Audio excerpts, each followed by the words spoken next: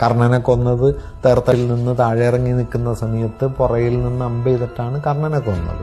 യുദ്ധം കഴിഞ്ഞിട്ട് പിന്നെ മരിച്ചവർക്ക് ബലിയർപ്പിക്കാനായിട്ട് ധർമ്മപുത്രർ തുടങ്ങുന്ന സമയത്ത്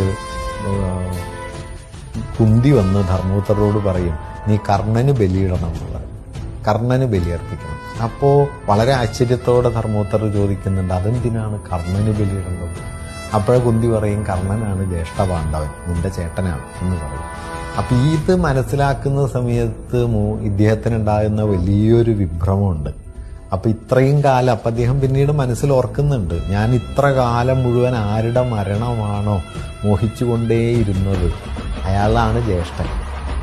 ആരുടെ ശക്തിയെയാണോ ഈ രാത്രികളിൽ മുഴുവൻ ഭയപ്പാടോടെ ഓർത്തുകൊണ്ടേയിരുന്നത്, അയാളാണ് ജ്യേഷ്ഠൻ. അയാളെ കൊന്നിട്ടാണ് വിജയം നേടിയത്. ഈ വിജയത്തേക്കാൾ പരാജയം നിറഞ്ഞ എന്താണുള്ളത് എന്നിങ്ങനെ ഒരു ചോദ്യം അയാൾ ചോദിക്കും.